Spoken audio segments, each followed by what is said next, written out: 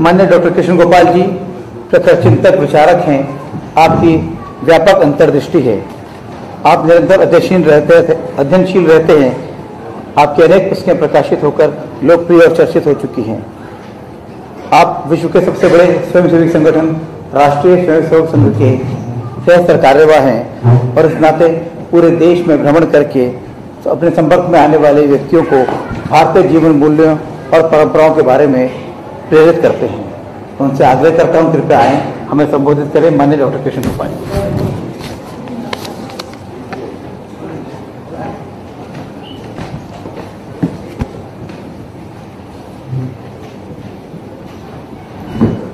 मंच पर विराजमान श्रीमान सूर्यकांत बाली जी, अवनीश अवस्थी जी, श्रीमान प्रभात जी और प्रहलाद जी अभी कहीं चले गए टेलीफोन से बात करने के लिए। सम्माननीय बंधुओं, आदरणीय बहनों, बाली जी की कई पुस्तकें हम लोगों ने पहले भी पढ़ी हैं। इतिहास में दूर तक गहरी दृष्टि रखकर और एक राष्ट्रीय मन के साथ उन्होंने लेखन का कार्य किया है। बहुत सी बातें ऐसी उन्होंने अपनी पुरानी पुस्तकों में निकाल करके रखी हैं जिनके बारे में सामान्यतया हम लोग अनभिज्ञ थे। पहली बार बातें ध्यान में आई क्योंकि बड़े बड़े ग्रंथों में वे थी और उन ग्रंथों को पढ़ने का अवसर आज कम लोगों को मिल पाता है। कोई वैदिक पात्र रहे होंगे, औपनिषदिक रहे होंगे, ब्राह्मण ग्रंथों के पात्र होंगे या कोई उनके प्रसंग होंगे। महाभारत या रामायण के प्रसंगों को उन्होंने अच्छे प्रकार से अपने लेखन में अनेक बार संजोया है और प्रस्तुत किया है। उसी श्रृंखला में आपकी दोनों पुस्तकें हमारे सामने आ रही हैं और हम समझते हैं हम सभी को गहरी जानकारी उसमें से प्राप्त होगी और इसलिए मैं उनका इस दृष्टि से अभिनंदन करता हूं।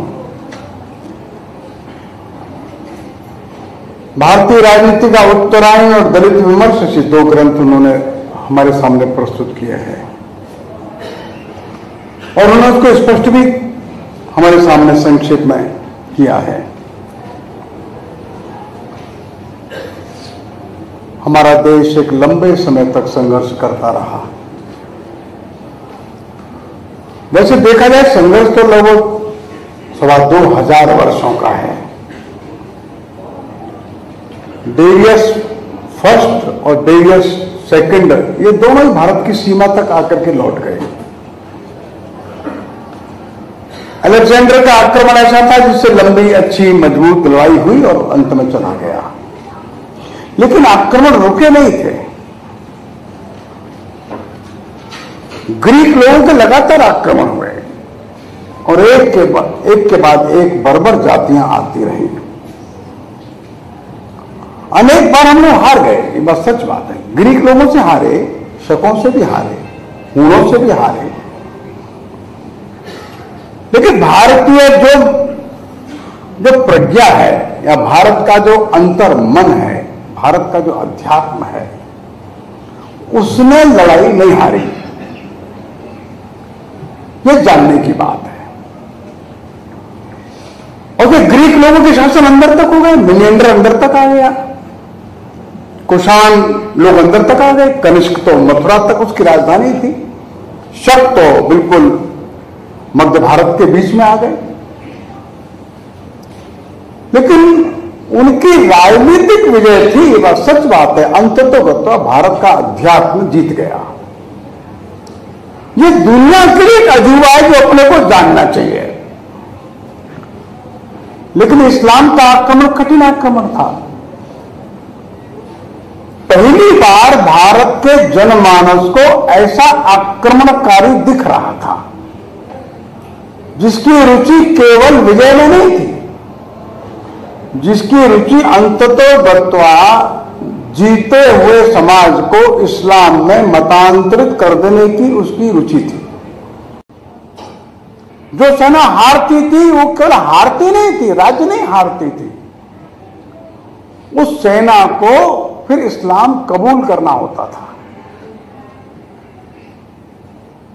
अथवा मरने को तैयार रहना होता था। फिर गांव के गांव इस्लाम में मतांतरित किए जाते थे, अन्यथा वे गांव छोड़ करके भाग जाते थे। बहुत लिबरल हुए तो जजिया देकर के रहते थे। यह कालखंड हम लोगों ने देखा। इसकी लंबी व्याख्या करने का यहां अवसर नहीं है, लेकिन हम जीते लड़े हारे, जीते लड़े हारे, अंततोगत्वा 47 में एक हिस्सा स्वतंत्र हो गया। जैसा कि बाली जी ने बताया, 712 से लेकर के 1947 तक एक दूसरा कालखंड है। पहला कालखंड है अलेक्जेंडर से लेकर के 712 तक का है, वो एक अलग है, ये अलग है। जब शासन विदेशियों का, परकियों का हो गया और शासक ऐसे थे जो किसी भी कीमत पर वे इनको मतांतरित करने के लिए कटिबद्ध थे, और ये क्रम लगातार लगभग 900-800 वर्षों तक चलता रहा। ये संघर्ष कठिन है। प्राणों की रक्षा करना, अपने धर्म की रक्षा करना, और ऐसे शत्रु को पहली बार देखना अपनी आंखों के सामने जो कि हमारे मत को मतांतरित करने के लिए प्रयत्नशील है, नहीं तो मार देने के लिए तैयार है। ऐसा तो कभी हम लोगों ने न सोचा न देखा। तो भारतीय मन इसको पहली बार देख रहा था। उसकी जो अंतर प्रज्ञा थी वो भी एक तरह से कुंठित हो गई। क्या करें क्या न करें कुछ समझ ही नहीं आता था। और धीरे धीरे समाज संकुचित होता चला, सिकुड़ता चला गया, क्योंकि आत्मरक्षा, अपने धर्म की रक्षा और प्राण की रक्षा दोनों जरूरी थी। और इसलिए हिंदू समाज का आकलन करते समय ये बात ध्यान में रखनी है। और ये 11वीं शताब्दी से लेकर के जो 1947 तक का कालखंड है, ये इतिहास में बड़ा अनोखा है। हिंदू समाज अपने भिन्न रूप में आ गया, और जीता हुआ समाज है वो हर संभव कोशिश ये कर रहा था कि ये समाज अपने स्वत्व को भूल जाए, और इसलिए विश्वविद्यालय नष्ट करता है। काय को विश्वविद्यालय को आग लगाता है? अपना कुछ भी इसको याद न रहे, अपने किसी बात पर भी इसको स्वाभिमान न रहे। और पराधीनता जब 20, 25, 30, 40 पीढ़ी तक चलती है तो दुनिया का कोई समाज टिक नहीं पाता। 2, 3, 4 पीढ़ी में ही खेल खत्म हो जाता उसका। रोम का भी यही हुआ, ग्रीक लोगों का यही हुआ, इजिप्ट का, मिस्र का भी यही हुआ। जो बड़े भारी दुनिया में सभ्यता का डंका बजाते थे, जो पर्शियन जो लोग थे, उनका भी यही हो गया। 2, 3, 4 पीढ़ी के बाद सर्वनाश हुआ, कुछ नहीं बचा।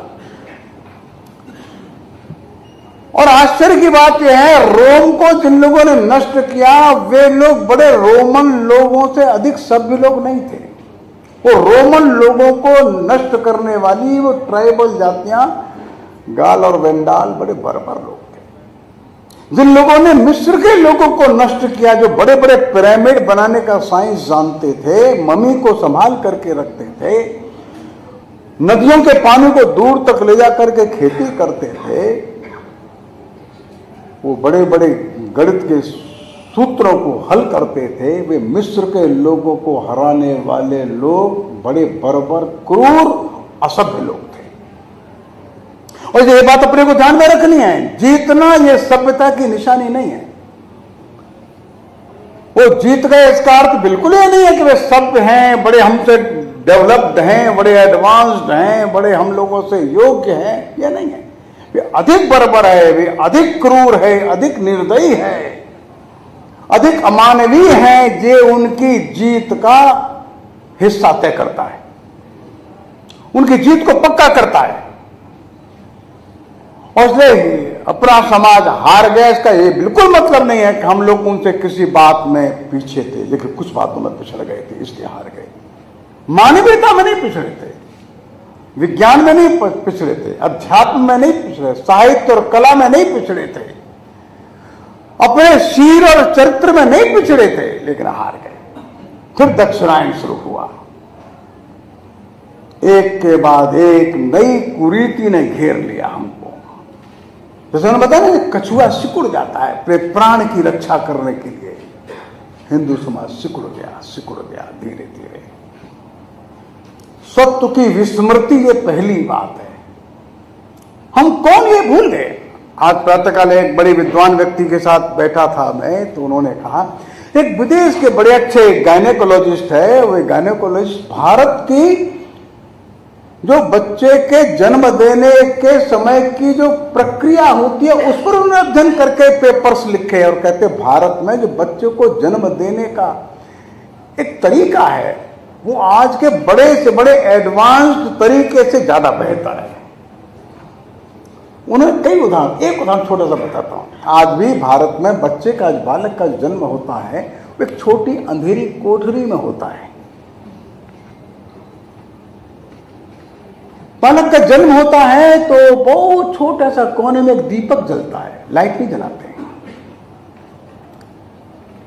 2, 4, 5 दिन बीत जाते हैं तो उस बालक को लेकर के घर का एक बूढ़ा बड़ा आदमी धीरे से बालक को प्रकाश का दर्शन कराता है, लेकिन उसकी आंख पर हाथ रख करके।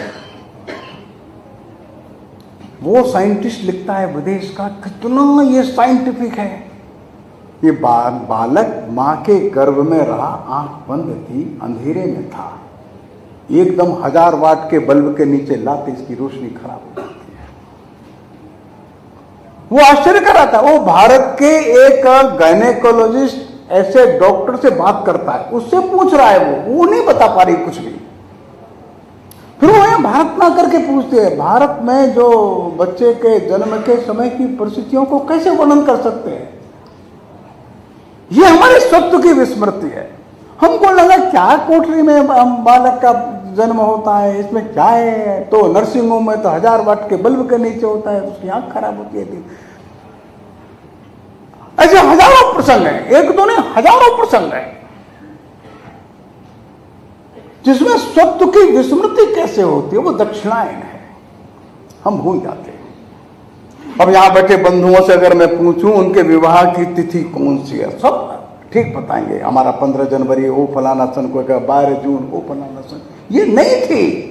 आपका विवाह तय हुआ था तो पंडित ने शोध के लगन रखी थी, वो कौन सी तिथि थी, चैत्र शुक्ल कोई होगा, वो भूल गए।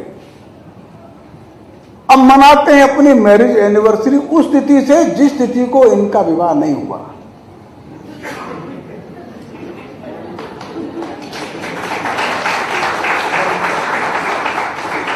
अरे विवाह तो हुआ था, शोध के हुआ था भाई, उसने बताया था, पंचांग देख करके, आपकी जन्म कुंडली देख के मिला के बताया, फलाना मास, फलाने तिथि, ये समय, वो पालन किया। बस वो कर्मकांड के नाते पालन किया, वो छोड़ दिया। ये विस्मृति है, ये दक्षिणायन है। हम जीत गए तो नहीं। हम बाहर अपना नेम प्लेट लगाते हैं तो नेम प्लेट लगाते हैं, नाम लिखते हैं, नाम अंग्रेजी में ही लिखते हैं।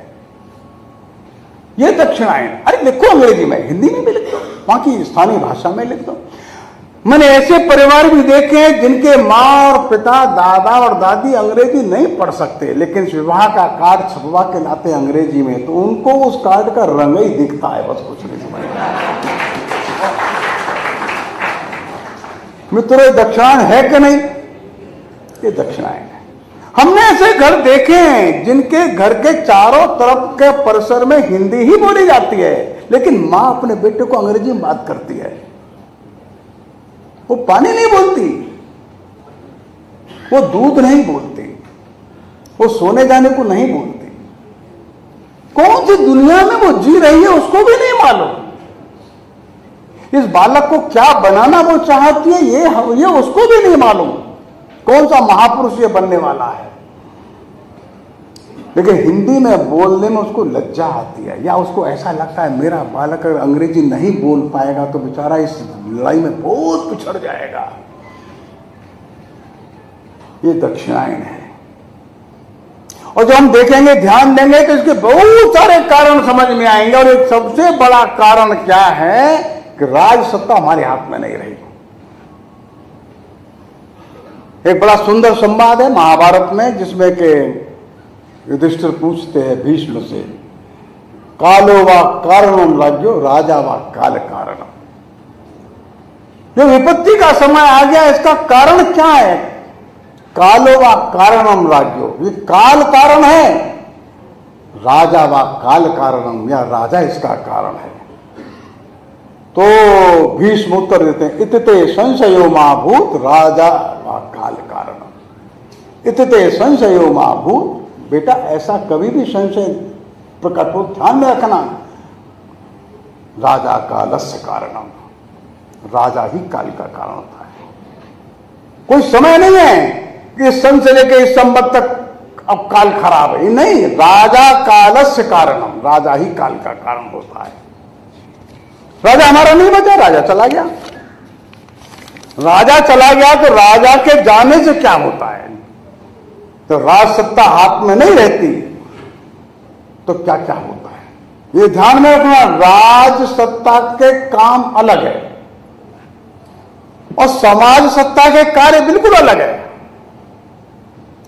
राजा विश्वविद्यालय नहीं बना सकता, ध्यान में रखिए, लेकिन राजा विश्वविद्यालय को नष्ट होने से अगर नहीं बचाएगा तो नष्ट हो जाएगा। राजा व्यवस्थाओं को बना करके रखता है, राजा व्यवस्थाओं का संरक्षण करता है। सब व्यवस्थाएं ध्वस्त हो जाती हैं, राजा व्यवस्था को नहीं बनाता। परिवार कैसे चलेगा? राजा नहीं बनाएगा। लोग ईमानदार हो, प्रामाणिक हो, व्यवस्थाएं समाज में अच्छी चलाएं, व्यापारी प्रामाणिक हो, कृषक मेहनत करे, लोग त्यागी बने, लोग श्रद्धावान बने, लोग मितव्ययी बने, ये राजा नहीं बताएगा। ये समाज की भिन्न भिन्न प्रकार की व्यवस्थाएं। लेकिन ध्यान में रखिए, अगर राज्य नष्ट हो गया तो व्यवस्था नष्ट हो जाएंगी, सब नष्ट हो जाएगी, कुछ नहीं बचेगा। इसका बहुत सुंदर वर्णन फिर महाभारत में वो कहते हैं भीष्म कि जब ये दंड नीति नष्ट होती है तो कुछ नहीं बचता, सब नष्ट हो जाता है। दंड नीति माने राजदंड। मज्जे त्रयी दंड नीतौ हतायाम। ये मज्जे त्रयी माने ये तीन वेद, पहले तीन ही वेद हुआ करते थे, ये तीन वेद है, ये नष्ट हो जाते हैं जब राजदंड दंड नीति नष्ट होती है। सर्वे धर्माः प्रक्षयेयुर्विवृद्धाः, सारे धर्म वृद्ध हो जाते हैं, सारे धर्म, सारी नीतियां सब बूढ़े हो जाते हैं, सब नष्ट हो जाते हैं। सर्वे त्यागा राजधर्मेषु दृष्टाः, सारा त्याग राजधर्म में है, ध्यान रखो। सर्वे सर्वा दीक्षा राजधर्मेषु युक्ताः, जितनी भी दीक्षाएं हैं ये सब राजधर्म से ही संचालित होती है। सर्वा विद्या राजधर्मेषु चोक्ताः, जितनी भी विद्याएं हैं राजधर्म ठीक चलता है तो ये ठीक चलते हैं। सर्वे लोका राजधर्मे प्रविष्टा, जितनी भी लोक नीति हैं वे राजधर्म से ही नियंत्रित होती है। सर्वधर्माः राजधर्मे निविष्टाः, जितने भी धर्म है, धर्म माने जितने भी कर्तव्य है, धर्म माने कि जितनी भी व्यवस्थाएं हैं ये राजधर्म में ही निविष्ट है। 11वीं 12वीं शताब्दी के बाद राजदंड की, राजधर्म की व्यवस्था हमारी चली गई। बंधु दो शब्द है, राष्ट्र और राज्य। राज्य राष्ट्र तत्व की रक्षा के लिए है। राष्ट्र का एक तत्व है, राष्ट्र का एक दर्शन है, राष्ट्र का एक विचार है, राष्ट्र एक व्यवस्था है, राष्ट्र एक बड़ी परंपरा है। इस परंपरा को, इस दर्शन को, इस व्यवस्था को ठीक प्रकार से संभालने का काम राज्य करता है। हम कह सकते हैं राष्ट्र बात जो है ना, राष्ट्र ये आत्मा है, राज्य उसका शरीर है। ये बात सच है। अगर राज्य नष्ट हो गया तो आत्मा कहां दिखाई देगी? नहीं दिखेगी। और केवल आत्मा कहां घूमेगी? नहीं घूमेगी। तो आत्मा और शरीर, ये राज्य और राष्ट्र, इसको अपने को समझना। ये देश है, नदी है, पहाड़ है, पर्वत है, नगर है, गांव है, पशु है, खेत है, सब है। ये देश है, राष्ट्र नहीं है। राष्ट्र भिन्न तत्व है। ये शरीर है। पाकिस्तान में क्या नहीं है? अच्छी हुई 5 नदियां हैं, जिन नदियों के किनारे वेदों की रचना हुई, 5 नदियां पाकिस्तान में। वही मनुष्य है, वही खेत है, वही पर्वत है, वही सरोवर है, वही सब कुछ है, लेकिन भारत नहीं है। भारत नष्ट हो गया, वहां से भारत चला आया। भारत समाप्त हो गया। भारत नाम का राष्ट्र पाकिस्तान में अब नहीं है, वो समाप्त हो गया। कब आएगा वो बात की बात है। आएगा कि नहीं आएगा वो दूसरा प्रश्न, आज नहीं है। क्यों नहीं है भारत? क्योंकि भारत का राष्ट्र तत्व वहां से इधर आ गया। भारत नहीं बचा, भारत समाप्त हो गया। मनुष्य हैं, सारी व्यवस्थाएं हैं, सड़कें हैं, रेल है, स्टेशन है, हवाई अड्डे है, कारखाने हैं, सब कुछ है, लेकिन राष्ट्र नहीं है। राष्ट्र चला गया। इसका अर्थ है कि हिंदू है तो राष्ट्र है। हिंदू हट गया तो भारत चला आया, भारत समाप्त हो गया। हिंदू के रहने से भारत रहता है, हिंदू के न रहने से भारत नहीं रहता। देश विदेश हो जाता है, देश विदेश हो जाता है। अपना देश हिंदू के न रहने से वीराना हो जाता है, अपना नहीं रहता, बल्कि शत्रु बन के खड़ा हो जाता है। जो 47 के पहले अपना दिखता था, अब नहीं बचा। क्यों? कि उन्होंने हिंदुत्व को मानने से मना कर दिया। हम हिंदुत्व को नहीं मानते। तो एक बड़ी लड़ाई हम 47 में हार गए। जो शकों से नहीं आ रहे, हूणों से नहीं आ रहे, और लंबे गजनी गौरी से होकर के ईस्ट इंडिया कंपनी ब्रिटिशर तक नहीं हारे, 47 में हार गए। वो देश छोड़ दिया हम लोगों ने। अब प्रश्न उठता है कि हिंदुत्व जो है, हिंदू है, ये राष्ट्र क्यों है, कैसे है? क्योंकि हिंदू ने इस राष्ट्र को अपना माना, इसलिए है। हिंदू ने इस देश में एक दर्शन को स्थापित किया। हिंदू ने इस देश में एक व्यवस्था को स्थापित किया। सूर्यकांत बाली जी की पुस्तक में एक छोटा सा एक प्रसंग आता है। उन्होंने लिखा है, ये भारत नाम किसने दिया? एक मोहल्ले का नाम देने में कितना आफत आती है, एक सड़क का नाम बदलने में चाव चाव चाव शुरू हो जाता है। कश्मीर से लेकर कन्याकुमारी तक, पंजाब सिंध से लेकर के और मणिपुर तक, इस देश को भारत नाम से पूरा देश, गांव गांव, गली गली हजारों साल से जानते हैं। ये काम कैसे हुआ, किसने किया, बताइए। कहां डिक्लेरेशन हुआ, ये कौन सी पार्लियामेंट में फैसला हुआ? कम से कम 5000 वर्ष पूर्व जब महाभारत का युद्ध होता है, उस समय भारत नाम बहुत प्रसिद्ध है। ये भारत नाम लोगों के कंठ में, हृदय में, अंतरतम की भावनाओं तक, गहराई तक कैसे बैठा? कौन विधा थी? तो हिंदू इस नाम को जब स्वीकार कर लिया तो देश भर में ले गया और स्वीकार कर लिया, मेरा देश भारत है। तो भरत खंडे, भरत भूमि बोलता है संकल्प में, कब से बोल रहा है? हजारों साल से बोल रहा है, आज से थोड़े बोल रहा है। विष्णु पुराण से भी पहले बोल रहा है। महाभारत युद्ध में भारत का वर्णन करो, ऐसा धृतराष्ट्र ने संजय से कहा, और संजय लंबा वर्णन करता है। आप लोग पढ़िए, एक कोई 4-5 पृष्ठ में वर्णन है भारत का। वर्णन है भारत क्या है जिसके लिए लोग युद्ध कर रहे हैं, ऐसा धृतराष्ट्र ने प्रश्न पूछा। तो भारत में ये नदियां हैं, भारत में ये पर्वत है, भारत में ये राज्य है, ये राजाएं हैं, लंबा वर्णन कर रहा है। वो भारत एक राष्ट्र तत्व है जिसका वर्णन हजारों हजारों साल। एक समाज था, उस समाज ने कुछ मौलिक दर्शनों को स्वीकार किया था। उस मौलिक दर्शन को स्वीकार करने के कारण ये राष्ट्र एक था। राजा हजारों थे। 47 में 569 स्टेट्स थे।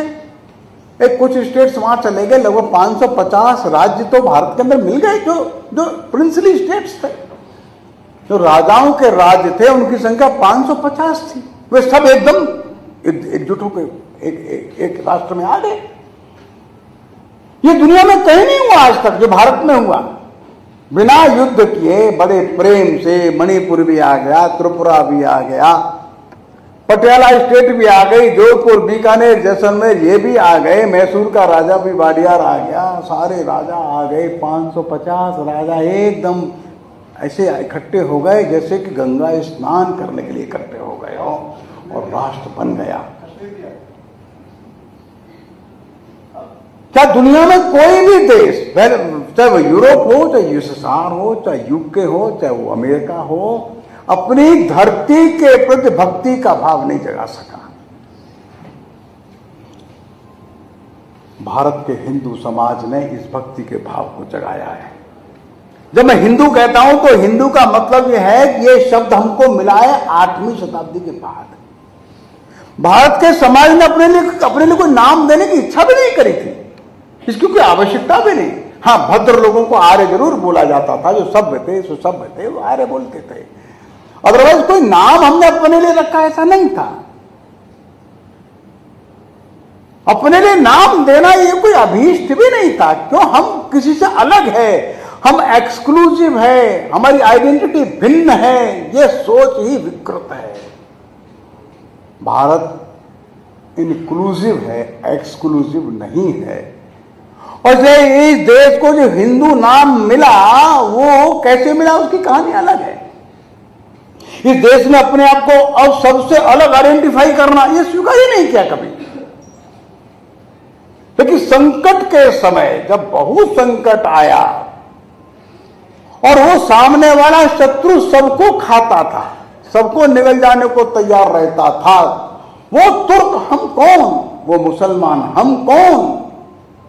आप कोई भी हो, आप नाथ है, आप वेदांती है, चाहे वो आप वैष्णव है, चाहे वह शैव है, आप कोई भी है, उसको कोई मतलब नहीं था। चाहे जैन है, चाहे बौद्ध है, वो सबको निगलने को तैयार। धीरे धीरे एक फोरम बनता चला गया, मंच बनता चला गया, जिसको लगा इस मंच में हमारी सुरक्षा है, इस मंच के साथ हम कुछ अधिक ताकतवर दिखते हैं, इस मंच के नाम से हम अलग इकट्ठे हो सकते हैं।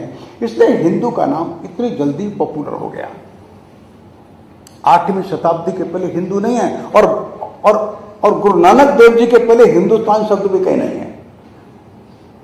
हिंदुस्तान शब्द भी गुरु नानक देव पहली बार प्रयोग करते हैं। हिंदू शब्द तो हिंदुस्तान नहीं आ पाया था, हिंदुस्तान डराया शायद पहली बार 16वीं शताब्दी में शब्द आया है। भारत के लिए हिंदुस्तान कहना ये 16वीं शताब्दी में पहली बार आया है, भारत नाम था। इस देश में बहुत सारी अंदर की बातें जो थी वो एक थी। सूर्यकांत बाली जी ने एक और बात बताई है कि सारे देश में परिवार व्यवस्था और विवाह व्यवस्था पूरे देश में समान है लगभग, उसमें अंतर नहीं है। एक बार विवाह हो गया तो जन्म जन्मांतर के लिए विवाह हो गया, विवाह टूटता नहीं। एक ऐसे हमारे मित्र थे, हमसे आयु में बड़े थे, तो घर में प्रोफेसर साहब थे, उनका पत्नी का और उनका थोड़ा चक चक चक चलता रहता था। तो एक हंसी मजाक में सज्जन बोले उनके पत्नी को, भाभी जी अगले जन्म में दूसरा पति मांगिए, इनसे झगड़ा छोड़िए। अब तो क्या कहते हैं, अरे छोड़िए, एक जन्म में हम ठोक पीट के सही किए हैं, अब 7 जन्म तक यही ठीक है। ये देखिए आप, एक बार विवाह हो गया तो हो गया बस। और इसलिए भारत की किसी भी भाषा में तलाक नाम का शब्द नहीं है। ये डाइवोर्स और तलाक जो बाहर से आए, अब बंगला, कन्नड़, असमिया, उड़िया, मलयालम, तेलुगु, तमिल, गुजराती, मराठी, हिंदी, किसी भाषा में तलाक के लिए शब्द ढूंढिए आपको नहीं मिलेगा। क्यों? इसका कंसेप्ट ही नहीं हमारे यहां। तो ये विवाह की व्यवस्था ऐसी जो बनी, इसको पवित्रता का जो भाव मिला, इसको आध्यात्मिक आधार मिला, ये पूरे देश में एक है। आप चाहे मणिपुर जाइए, चाहे आसाम जाइए, चाहे केरल जाइए, चाहे कर्नाटक जाइए, चाहे पंजाब में जाइए, चाहे गुजरात में जाइए, चाहे उत्तर प्रदेश, चाहे बिहार, विवाह एक पवित्र बंधन, आध्यात्मिक बंधन पूरे। कैसे गया होगा ये आप कल्पना करिए।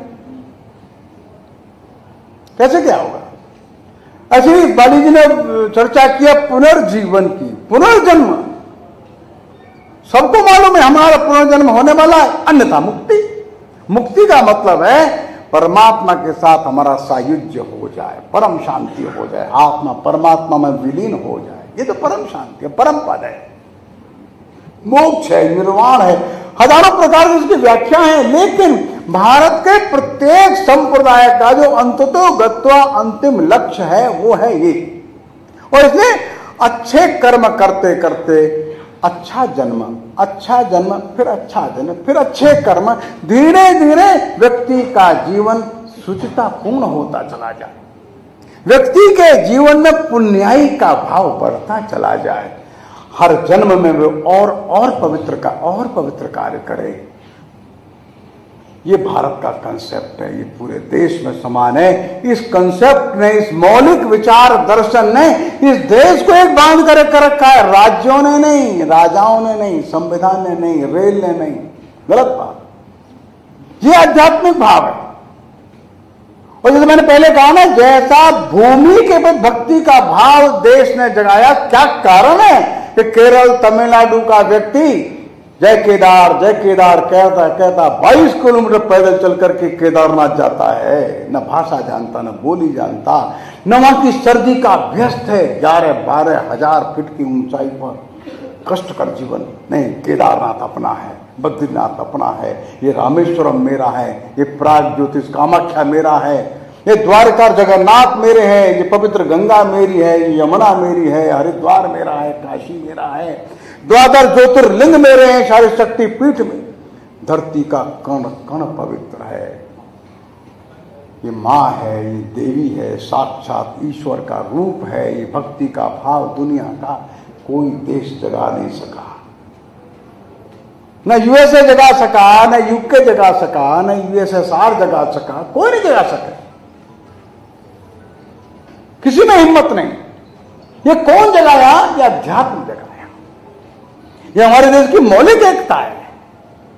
आज का बड़ा पढ़ा लिखा प्रोफेसर पूछता है क्या लाभ है बद्रीनाथ जाने से, क्या मिलता है केदारनाथ जाने से? खामखा इतनी ऊंचाई जाते हैं, हार्ट अटैक होता है, मर जाता है।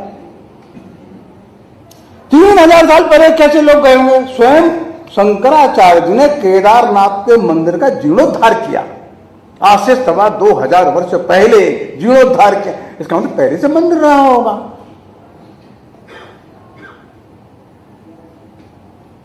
अगर वो भाव हम लोग नहीं संभाल सके तो दक्षिणायन चलता रहेगा। क्या कारण है कि कुंभ के मेले में गंगा के उस पवित्र जल के अंदर देश की पूरी सैकड़ों बोलियों और सारी भाषाओं के लोग एक साथ स्नान करते हैं? किसी को मालूम नहीं। ये लाखों लोग खड़े हैं, लाखों लोग जल में हैं, जल के बाहर बैठे हैं। कौन बोली है, कौन प्रांत है, कौन भाषा है, क्या खान पान, कुछ मालूम नहीं। बस गंगा जी के अंदर एक डुबकी लगाया, पवित्रता का भाव मन में आ गया। ये भक्ति का भाव अध्यात्म की एक छोटी सी धारा है जो इस देश को एक बनाए रखती है। बंधुओं, अगर धारा क्षीण हो गई, धारा किसी भी ऐसे बुद्धिजीवियों के कारण से कमजोर पड़ गई तो देश को एक बनाए रखना कठिन हो जाएगा। हमारा उत्तरायण का मतलब क्या है? उत्तरायण का अर्थ है हम अपनी पवित्रता को, अपनी पुण्याई को, अपनी विरासत को, अपनी अच्छाइयों को स्मरण तो करें। रामविलास शर्मा बड़े वामपंथी लेखकों में से बड़े अच्छे लेखक थे, बुद्धिमान लेखक थे। उन्होंने एक ग्रंथ लिखा, उस ग्रंथ का अंतिम भाग छोटा सा एक पैराग्राफ में आपको बताता हूं। वे लिखते हैं भक्ति काल के ऊपर, और भक्ति काल के ऊपर लिखते लिखते अंत में वो लिखते हैं उस भक्ति की भावना में आज भी बड़ी ताकत है। रामविलास शर्मा लिखते हैं, वामपंथी है पक्के। ये भक्ति की भावना और भक्ति का जो काल है, भक्ति का जो भाव है, पूरे देश को फिर जोड़ सकता है। यह अनुसूचित जाति के वर्गों को ब्राह्मणों से जोड़ता है, क्षत्रियों को वैश्यों से जोड़ता है, सबको मिलाकर के एक करता है, उत्तर को दक्षिण से जोड़ता है, पूर्व को पश्चिम से जोड़ता है। भारत का भक्ति का भाव प्रबल है। आगे लिखते हैं, बशर्ते इसको प्रगतिशील लोगों से बचा करके रखना होगा, अन्यथा तो ये निर्गुणियों को सगुणियों से, उत्तर भारत को दक्षिण भारत के लोगों से भिड़ाने में देर नहीं करेंगे। ये रामविलास शर्मा जी ने लिखा है। हम कौन थे, हम कौन हो गए? 1000 साल के जो काल है, इसमें हमारा अवमूल्यन कहां हुआ, कहां क्षरण हुआ है। वो ठीक है, वो संकट का काल था, हम सिकुड़ गए, हम सिकुड़े। और जो हमको ऐसा लगा जैसा क्रिश्चियन है, जैसा इस्लाम है, ऐसा हिंदू है। नहीं भाई, ऐसा नहीं है। ये रिलीजन नहीं है। ऐसे हजारों रिलीजन को अपने साथ रखता है, लेकिन जितने इंटॉलरेंट वे हैं, इसकी कल्पना ही नहीं है। हर ईसाई के जीवन का एक परम पवित्र लक्ष्य होता है कि दुनिया में जो पापी लोग घूम रहे हैं, हम लोग इनको कैसे भी बैप्टाइज करके जीसस के चरणों में डाल दें। और हमारे घर में कोई देवी देवता के चित्र है, मूर्ति है, प्रतिमा है, उसको शैतान की मूर्ति प्रतिमा बना करके आग में लगवा दे। इसको अपना पवित्र कार्य मानता है। यही काम मुसलमान मानता है। जो इस्लाम जो है, कोई भी मूर्ति पूजक है तो किसी प्रकार से उससे मूर्ति पूजा छुड़ाए, मूर्ति को नष्ट कर दे। और इसलिए मूर्ति को नष्ट करने वाले जो बुत भंजक थे, वे गाजी का पद पाते थे। उनकी वहां इस्लाम में प्रतिष्ठा थी। कितने मंदिर तोड़े आपने, अर्थात इतने मूर्ख लोगों को हम लोग ठीक दिशा में ले आए। इतने जो असहिष्णु हैं, दूसरे लोगों की किसी आराधना की पद्धति को नष्ट करने में ही अपना श्रेय मानते हैं, वो रिलीजन्स है। उनके समकक्ष हिंदू को बैठालना, ये कितनी बड़ी नासमझी है। भारत का कोई भी संप्रदाय जिस धरती में पैदा हुआ, ये भाषा नहीं बोल सकता।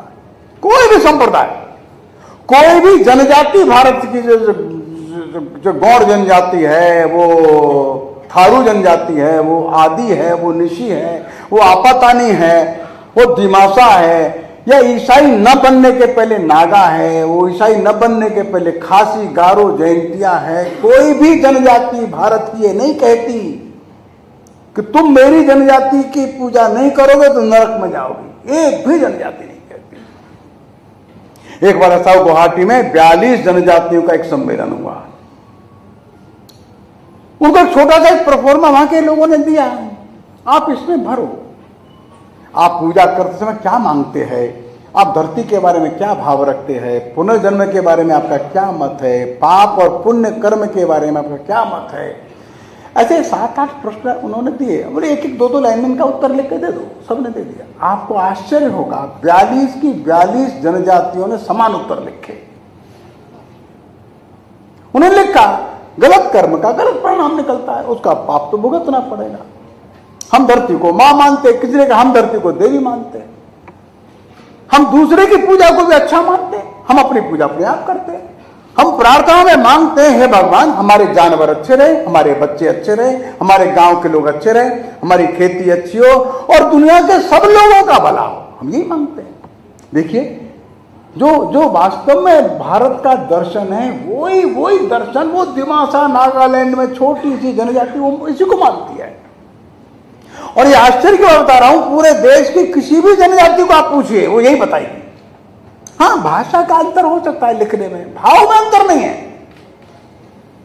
इस भाव ने इस देश को एक रखा है। ये भाव जिनके पास है वे हिंदू हैं, वे अपने आप को भले हिंदू ना बोलते हो।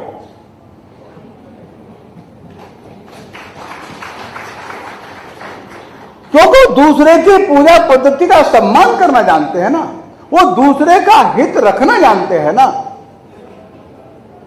ये हिंदुत्व की पहचान है। और इसलिए हम कहते हैं कि दक्षिणायन उत्तरायण, तो देश में दक्षिणायन के कारण से अनेक कुरीतियां आई हैं। संकट में आके बच्चों के विवाह हमने शुरू किए, ठीक बात है। वो समय की आवश्यकता थी, 5 वर्ष की बालिका का विवाह करो, अपने घर जाएगी या नहीं जाएगी, हम कहते हैं कि इसकी शादी हो गई तो बच तो जाएगी। इसलिए बाल विवाह, राम का विवाह, कृष्ण का विवाह, लक्ष्मण का विवाह, भरत का विवाह, बुद्ध का विवाह, महावीर सबका विवाह योग्य आयु में हुआ, बाल विवाह कहां से आ गया? यह दक्षिणायन था। वेदों का मंत्र देने वाली 26 ऋषिकाएं जिनका वर्णन अभी सूर्यकांत बाली जी ने किया है, और बाद में महिलाओं को वेद पढ़ने पर प्रतिबंध, यह दक्षिणायन है। इंद्राणी नाम की जो ऋषिका है वो यज्ञ करने के लिए आगे आती है, यज्ञ कराती है, लेकिन यज्ञ पर प्रतिबंध आ गया महिलाओं को। ये दक्षिणायन है, कछुआ सिकुड़ गया, ऐसा मान लीजिए आप। विवाह दिन में होते थे, रात्रि को कौन सा मंत्र पढ़े, रात्रि को कौन सा यज्ञ होता है? रात्रि को विवाह नहीं थे। अभी भी जहां मुसलमान नहीं गया वहां विवाह दिन में होते हैं। पूरा आसाम विवाह दिन में करता है, मणिपुर विवाह दिन में करता है, उत्तरांचल के विवाह दिन में होते हैं, पूरा हिमाचल प्रदेश में विवाह दिन में होते हैं, पूरा दक्षिण भारत दिन में विवाह करता है।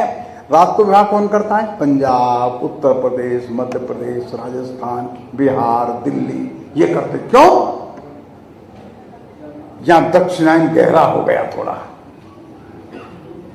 क्यों? यहां के लोगों को उस समय डर था, भय था, दिन में विवाह करेंगे, कब कौन आ जाएगा, लूट लेगा, समस्या खड़ी हो जाएगी, इसलिए।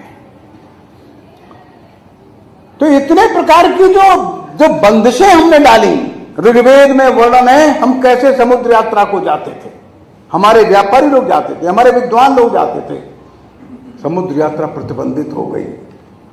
महात्मा गांधी के भाई के ऊपर ₹1.25 का जुर्माना लगा, क्योंकि महात्मा गांधी का भाई गांधी जी को छोड़ने के लिए सी पोर्ट पर गया था।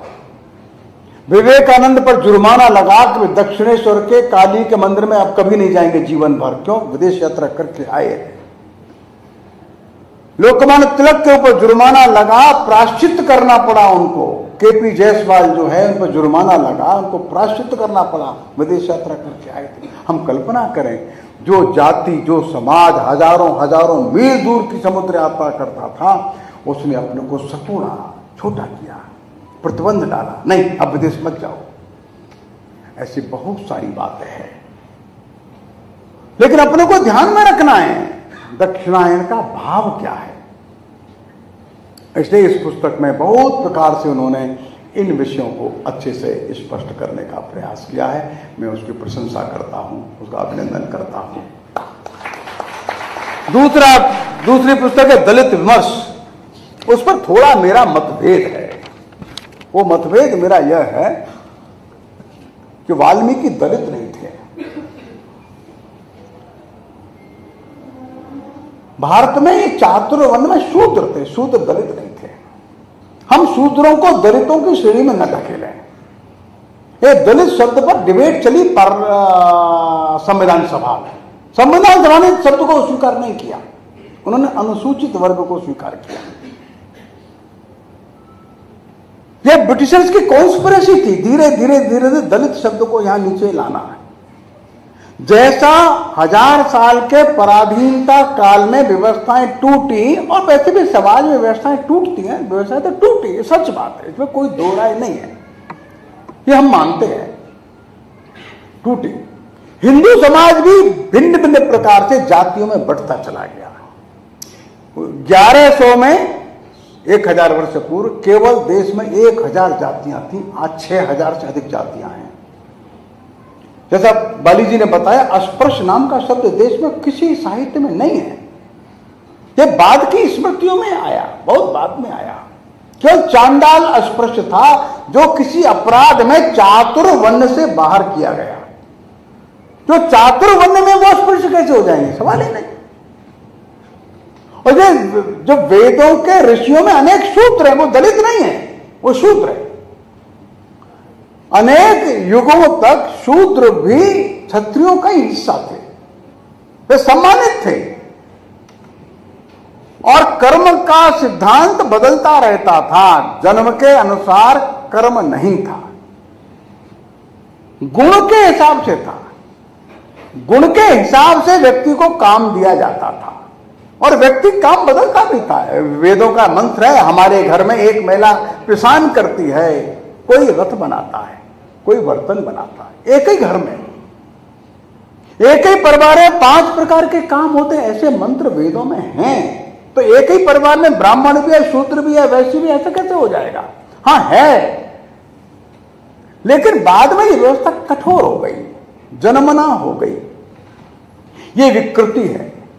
धीरे धीरे इस्लाम जो आया तो पहला अस्पृश्यता का उदाहरण दाहिर के घर का है।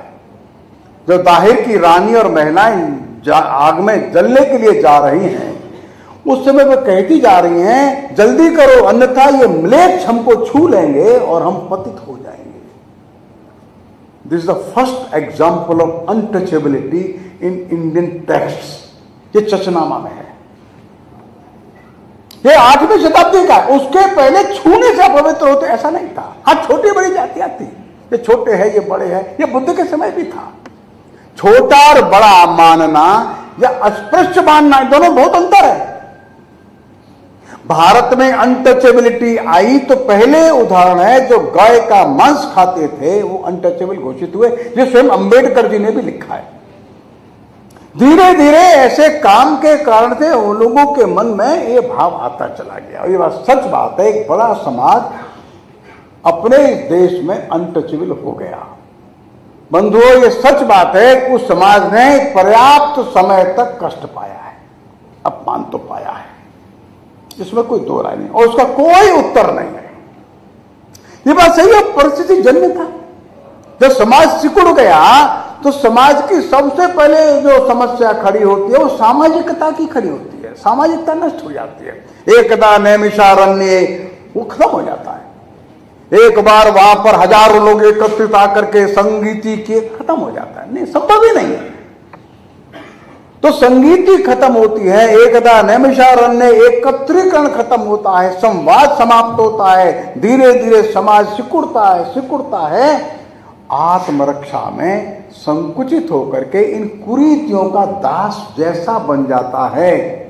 महादेवी वर्मा ने लिखा है, इस महाविकट काल में हम अनेक प्रकार के ऐसे प्रबंधों को ले आए हैं जो निर्मूल्य है, प्राण रक्षा में वे आ गए हैं, और बहुत सी बातें ऐसी हैं जो मूल्यवान थी वो छूट गई है। अब हमको जल्दी से अपना शोधन करना होगा। ये महादेवी वर्मा का लेख है।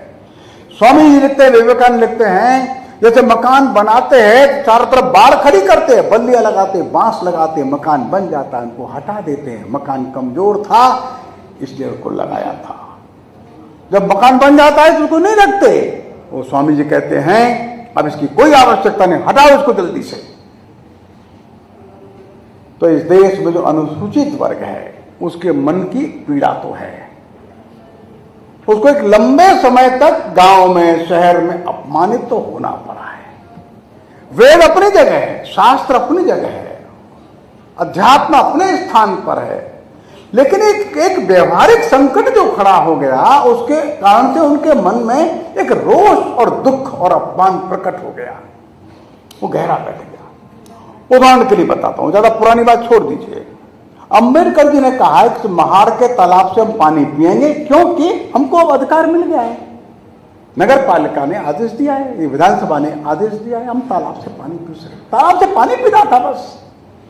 वहां के लोगों ने कहा नहीं पी सकते आप। तो 5000 लोग जाते हैं, सत्याग्रह करते हैं उस तालाब से पानी पीने के लिए। जो गधा पी सकता है, कुत्ता पी सकता है, लेकिन अनुसूचित जाति का नहीं पी सकता। ये बंधुओं कष्ट की बात है। और इतना ही नहीं हुआ, एक समय ऐसा हो गया जबकि ये लोग सत्याग्रह करने के लिए तालाब पर गए, जहां इकट्ठे हुए थे, जहां इनका भोजन तैयार था। तो ये जो तालाब के रक्षा करने वाले तथाकथित लोग थे, इन्होंने इन लोगों के खाने में मिट्टी डाल दिया। ये 5000 लोग थे, ये मिट्टी डालने वाले 500-700 लोग थे। ये लौट कर गए, इनके मन को गुस्सा आ गया। ये क्या किया, भूखे भी थे, लंबी यात्रा भी अब करनी है। तो डॉक्टर अंबेडकर जी ने उनको शांति से बैठा ला, कहा देखो भाई ये बात सच है, तुम्हारे भोजन में इन लोगों ने मिट्टी डाल के उसको बिगाड़ दिया, लेकिन नहीं वैरे न वैरानी सम्मति कुदाचनम। ध्यान रखो, वैर से वैर नष्ट नहीं होगा। शांत रहना, अपना गुस्सा अपने मन के अंदर रखना, प्रकट नहीं करना। पानी पियो, अपने अपने घर चले जाओ शांति से। इस बार भोजन नहीं मिलेगा किसी को, भोजन फेंक दिया गया। तो गुस्सा तो है, गुस्सा जायज भी है, लेकिन उन लोगों ने इस गुस्से को समाप्त करने की कोशिश भी की है। अंबेडकर है, कोई फुले है, कोई नारायण गुरु है, महात्मा गांधी है, स्वामी दयानंद है, डॉक्टर हेडगेवार है, स्वामी विवेकानंद है, काका कालेलकर है, मदन मोहन मालवीय, हजारों लोगों ने इस दुर्व्यवस्था को जल्दी से समाप्त करने की कोशिश की है। विमर्श ये होना चाहिए। अब ठीक है, एक काल के प्रभाव में ऐसी परिस्थिति आ गई कि अवमूल्यन हो गया। जो चंद्रगुप्त मौर्य जो है राजा बना, वो दलित नहीं था, वो शूद्र वर्ग का था। लेकिन शूद्र को राजा बनाने में किसी को आपत्ति नहीं आई। वो बाद में जैन मुनि बन गया, आपत्ति नहीं आई। लेकिन आज मौर्य जाति पिछड़ गई, बैकवर्ड हो गई। बंगाल में पाल राजा थे, आज पाल बैकवर्ड हो गए। उत्तर प्रदेश में मौर्य ऊंची जाति में थे, आज मौर्य अनुसूचित जाति में उत्तर प्रदेश में है। बुद्ध तो शाक्य मुनि थे, क्षत्रिय कुल के थे, आज शाक्य मोस्ट बैकवर्ड में आ गए। ये काल का प्रवाह है। हुआ को मचा 1000, 1200, 2000, 2500 वर्ष लगातार भारी कोलाहल हुआ है समाज में। इस भारी कोलाहल में भारी उथल पुथल मचा है, सामाजिक व्यवस्थाएं टूट गई हैं, अनहोनी हुई है, लेकिन प्राण बचे हैं। ध्यान रखना, दुनिया का कोई देश इस्लाम के सामने अपने प्राण बचा नहीं सका था। केवल भारत का जो अध्यात्म है और उसका जो आवरण लेकर के जीने वाला समाज है, इसको हम हिंदू समाज कहते हैं, उस हिंदू समाज ने उन परिस्थितियों में बड़ी कुशलता से, चतुराई से, बुद्धिमत्ता से इस काल रात्रि को पार किया है। और इसलिए बाली जी ने अपनी दूसरी पुस्तक में उस विमर्श को सामने रखा है। हजारों हजारों वर्षों से इस देश में ऐसा भेदभाव नहीं था, वो वास्तविकता है। हम शूद्र कहते थे, लेकिन शूद्र का सम्मान था। सूत जी शूद्र थे, लेकिन उनका सम्मान था। व्यास जी शूद्र वर्ग में माने जाते हैं, उनका सम्मान था। व्यास गद्दी मानी जाती है आज भी। तो जिन लोगों को भले ही शूद्र वाले वर्ण में रखते थे, लेकिन उनकी योग्यता, क्षमता, उनका ज्ञान, उनका तप, इसके कारण उनको प्रतिष्ठा मिलती थी। वो प्रतिष्ठा का भाव चला गया, वो सच में चला गया। डॉक्टर अंबेडकर जब एक पारसी धर्मशाला में नाम बदल करके ना था, अपनी जाति छिपा करके रहे बड़ौदा में, और जिस दिन उस पारसी धर्मशाला के मालिक को पता लग गया कि ये आया लड़का जो है महार जाति का है, रात्रि को 11 बजे बाहर निकाल दिया उसने। नहीं, आपको हम कमरा नहीं दे सकते। वे बड़ौदा के राज्य में बड़ी नौकरी कर रहे थे, वो LLM थे, LLD थे, MSc थे, बारटला थे, लेकिन उनकी जाति महार थी, जिसको कमरा नहीं दिया जा सकता था। और वे एक रात पूरी एक पेड़ के नीचे अपनी डिग्री लेकर के बैठे रहे। यह भी हुआ ना देश में। एक और व्यास की प्रतिष्ठा है, सूत जी की प्रतिष्ठा है, वाल्मीकि जी की प्रतिष्ठा है, सबकी प्रतिष्ठा है, वो सच है। एक ये काल भी है,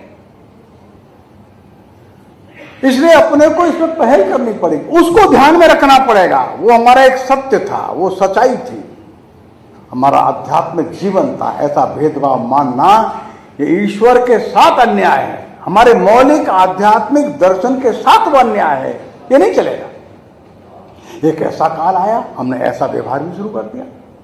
मीनाक्षीपुरम की घटना हमको मालूम है, 1980-81 में सैकड़ों हजारों लोग मुसलमान बन गए। उसकी खोज करने के लिए स्वयं इंदिरा जी ने भी लोग भेजे, क्या हुआ ये पता करो, क्यों ऐसा हुआ। अंत में एक घटना निकल करके आई। क्या घटना निकली? एक डॉक्टर है, वो अनुसूचित जाति का है, एक मकान में रहता है। उस मकान में पीने के पानी का नल नहीं है, वो नल सार्वजनिक है। इसकी पत्नी सार्वजनिक नल से जल लेने के लिए जाती है। वहां उसने देखा कि उस नल के नीचे एक मटका रखा है, मटका पानी से भर गया, नल चलता है, लेकिन मटका उठाने वाला कोई नहीं है। वो थोड़ी देर खड़ी रहती है, बाद में उस मटके को उठा के बगल में रखती है, अपना मटका नल के नीचे लगा देती है। वो महिला आ गई जिसका मटका था, वो पूछती है मैं मटका किसने उठाया? वो कहते मैंने उठाया। अरे तू तो फलाना जाति के, मेरा मटका कैसे छुआ तूने, मेरा मटका तूने बेकार कर दिया।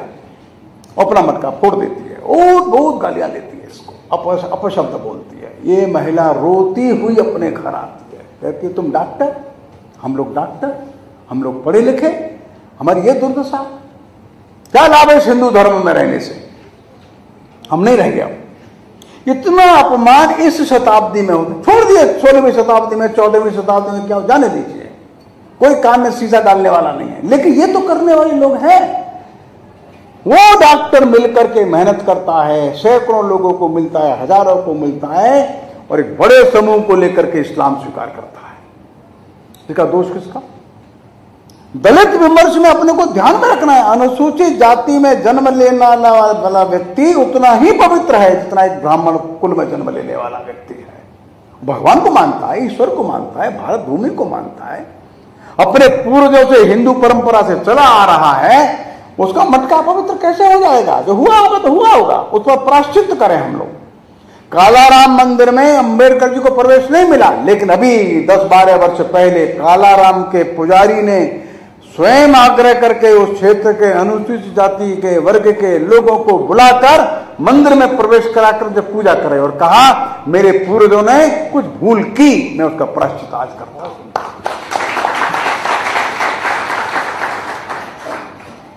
हिंदू समाज को तोड़ने के प्रयत्न तो होंगे, क्यों? ये ताकतवर समाज है, इसकी ताकत को लोग जानते हैं, इसके विश्वव्यापी व्याप को भी जानते हैं, और दुनिया में इसके महत्व को भी जानते हैं। अगर दुनिया ने हिंदू धर्म, हिंदू दर्शन को ठीक प्रकार से अनुभव कर लिया तो आप पक्का मानिए लाखों लाख लोग हिंदुत्व में आने लग जाएंगे, और आ रहे हैं।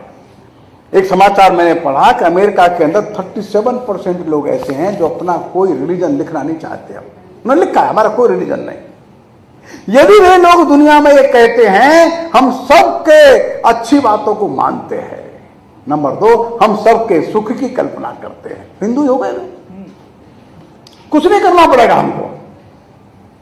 यूएई में भी 18% लोग ऐसे खड़े हो गए आज जो कहते हैं हमारा कोई रिलीजन नहीं है, हमको किसी रिलीजन का कोई भरोसा नहीं, लेकिन वे अभी हिंदुत्व को सीखे ही नहीं, हिंदू दर्शन को लेकर के लोग उनके पास गए नहीं। यूएई में अगर ऐसे लोग दुनिया में बढ़ते चले जा रहे हैं तो पक्का मानिए वे किसी अच्छे दर्शन की, अच्छे धर्म की तलाश में घूम रहे हैं, और उनकी उस कमी को केवल और केवल दुनिया में वेदांत और हिंदू का दर्शन ही पूरा कर सकता है, कोई दूसरा नहीं है। किसी में हिम्मत नहीं। हम कहते हैं ना, जो भले अपने आप को हिंदू नहीं कहता है और सर्वे भवन्तु सुखिनः कहता है, हिंदू नहीं कहता है, एकम सत विप्रा बहुधा वदन्ति कहता है, हम मानते हैं वो कुछ नहीं है, वो हिंदू ही है। हमारा इतना विराट हृदय है। कौन वो मुनि था, ऋषि था, इसने कहा एकम सत विप्रा बहुधा वदन्ति, उसने सारी बाधाएं दूर कर दी हैं। कितना महान ऋषि होगा जो कहता हजारों हजारों प्रकार के मत मतांतर वो सब अपने हैं, एकम सत्य, सारे संघर्ष को खत्म कर दे। कैसी महाऔषधि उस ऋषि ने दी है ऋग्वेद के अंदर। इस विमर्श में हम इसको ले जाएं, जब ये ज्ञान अपने को हो जाएगा, ये बोध हो जाएगा, उत्तरायण सच में प्रारंभ हो जाएगा। मैं कहता हूं अपने बाली जी ने इन विषयों को रखने की कोशिश दोनों ग्रंथों में की है। मैं अनेक प्रकार से हृदय से अत्यंत भाव से उनका अभिनंदन करता हूं और आपसे आग्रह करता हूं अपने घर में कम से कम छोटा ही क्यों न हो एक ग्रंथालय बनाइए। घर में जूते रखने की जगह है, उसके लिए एक अलमारी लाते हैं। हमारे घर की जो पूज्य महिलाएं हैं उन्होंने घर के ड्राइंग रूम में जो अलमारियां जिनमें ग्रंथ लगे रहते थे उसमें क्रॉकरी भर दी है। बाहर से आने वाला अतिथि ये देखता है इस घर में कितना प्लेट्स है, कितना कप्स है, कितना केटली है, इसकी कोई आवश्यकता है क्या? मित्रों, ये दक्षिणायन है।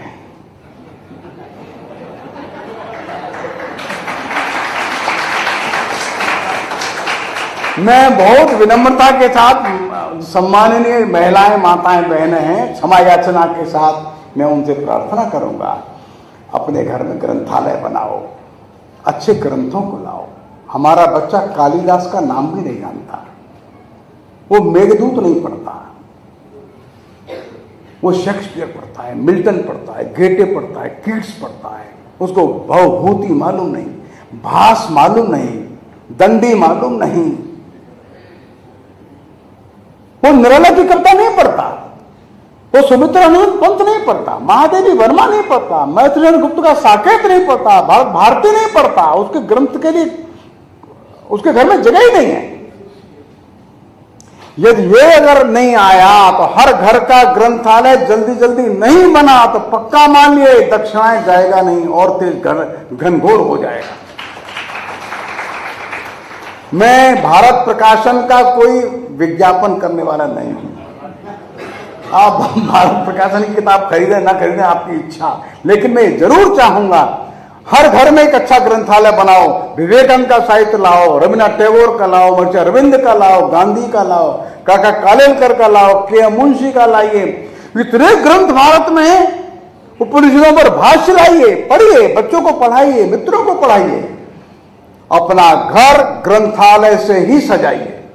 जिस घर में ग्रंथालय नहीं है, पक्का मानिए ये घर धीरे धीरे विचार शून्यता की ओर बढ़ जाएगा। फिर वो कब्जा कर लेगा, फिर शेक्सपियर का कब्जा करता है, फिर मिल्टन। हमारे बच्चों को गीता के 2 श्लोक याद नहीं होते, हमारे बच्चों को उपनिषद का एक मंत्र याद नहीं होता, रामचरितमानस की 2 चौपाई याद नहीं होती। ये दक्षिणाएं हैं। और इसलिए आज के इस पवित्र कार्यक्रम में मैं आपसे चाहूंगा अपनी आमदनी का 1%, 2%, 5% ग्रंथों पर खर्च करिए। भले ही होटल का खर्चा थोड़ा कम कर दीजिए, लेकिन ग्रंथालय बनाइए। ग्रंथालय बनने से हमारी अगली पीढ़ी जो है ना, वो सदविचारी होने के लिए आगे बढ़ सकती है। लाइए, अच्छे अच्छे ग्रंथों को खोज के लाइए। वो 50 प्रकाशक हैं, अच्छा ग्रंथ छापते हैं, अच्छे अच्छे अच्छे पाठक चाहिए। ये दुनिया में बड़ा संकट है, बड़ा समय उसका गूगल पर जाता है, बड़ा समय फालतू समाचार, एक ही समाचार को 8-8 बार सुनता रहता है बैठा, देखो एक ही न्यूज को बार बार उसी चैनल को बदल बदल के सुनता रहता है। क्या उसको आनंद आता, भगवान जाने। अच्छी कविता पढ़ने में आनंद क्यों नहीं आता है? पढ़ो तो सही। महादेवी वर्मा की छायावाद की कविता पढ़ो तो सही, दिनकर का रश्मि रति पढ़िए तो सही, मैत्रेयी गुप्त का यशोधरा पढ़िए तो सही, या हिंदी में पढ़िए, अपना शाकुंतलम पढ़ो। कितने सारे ग्रंथ, कहां नाम गिनाऊं मैं आपको। लेकिन मैं प्रार्थना जरूर करूंगा आप लोग मेरी बात को माने चाहे न माने। हर घर में ग्रंथालय हमारे बच्चों का और हमारा भविष्य अच्छा करने के लिए बहुत जरूरी है। इस प्रार्थना के साथ मैं अपनी वाणी को विराम देता हूं। नमस्कार।